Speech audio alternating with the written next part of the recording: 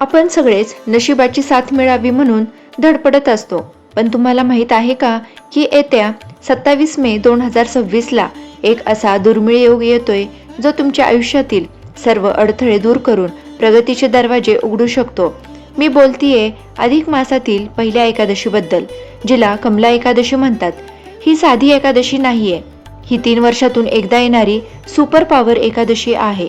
आजच्या व्हिडिओमध्ये आपण पाहणार आहोत की फक्त एक छोटा उपाय तुमच्या नशिबाचं दार कसं उघडू शकतो, त्यामुळे व्हिडिओ शेवटपर्यंत नक्की पहा। अधिक मास हा भगवान विष्णूंचा महिना आहे आणि एकादशी ही त्यांची सर्वात प्रिय तिथी, म्हणूनच याला कमला किंवा पद्मिनी एकादशी म्हणतात। शास्त्रात असं म्हटलं जातं की इतर वेळी वर्षभर केलेल्या एकादशींचं जे फळ मिळतं ते एकट्या अधिक मासातील एकादशीने मिळतं। जर तुमच्या कामात वारंवार अडथळे येत असतील, आर्थिक चणचण भासत असेल किंवा घरात अशांती असेल, तर ही एकादशी तुमच्यासाठी वरदान ठरू शकते। का? कारण या दिवशी विष्णूंसोबत लक्ष्मीचीही विशेष कृपा असते। नशिबाची दार उघडणारे 3 विशेष उपाय आहेत। आता जाणून घेऊया की या दिवशी नक्की काय करायचं ज्यामुळे तुमचं नशीब उजळेल। पहिला उपाय असा की तुळशीची विशेष सेवा करायची। एकादशीच्या दिवशी संध्याकाळी तुळशीसमोर गाईच्या तुपाचा दिवा लावा आणि तिला 11 प्रदक्षिणा घाला। प्रदक्षिणा घालताना ओम नमो भगवते वासुदेवाय या मंत्राचा जप करा। तुळशीला विष्णूची प्रिया मानलं जातं, त्यामुळे ती प्रसन्न झाली की विष्णू आशीर्वाद देतातच। त्यानंतर दुसरा उपाय, पिवळ्या वस्तूंचा वापर करणे।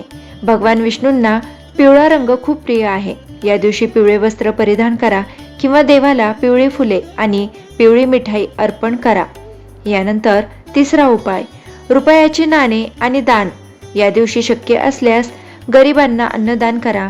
दान करताना त्यासोबत रुपयाचं नाणं आवर्जून ठेवा। हे नाणं तुमच्या दानाला पूर्णत्व देतं आणि स्थिर लक्ष्मीचा आशीर्वाद देतं। नशीब उघडण्यासाठी फक्त काय करावं हे माहीत असून चालत नाही, तर काय टाळावं हे देखील माहीत असणं महत्त्वाचं आहे। या दिवशी कोणाचीही निंदा करू नका। घरात कटकट किंवा भांडण होणार नाही याची काळजी घ्यावी, कारण जिथे शांतता असते तिथेच लक्ष्मी वास करते। शक्य असल्यास या दिवशी तांदूळ खाणे टाळा, तसेच एकादशीचे इतर नियमही पाळावेत। आता यानंतर सर्वात महत्त्वाचं गुपित म्हणजे संकल्प। 27 मेच्या सकाळी अंघोळ केल्यावर देवापुढे हात जोडून तुमच्या मनातील एक इच्छा बोलून दाखवा। हे देवा, माझ्या आयुष्यातील हा अडथळा दूर होऊ दे, असा मनापासून भाव ठेवा। जेव्हा तुमची इच्छा आणि अधिक मासाची शक्ती एकत्र येते तेव्हा चमत्कार घडायला वेळ लागत नाही।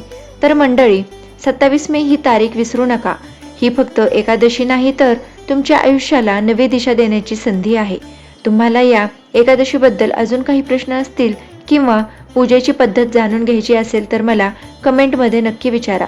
व्हिडिओ आवडला असेल तर लाईक करा आणि तुमच्या प्रियजनांना शेअर करून त्यांचंही नशीब उघडायला मदत करा।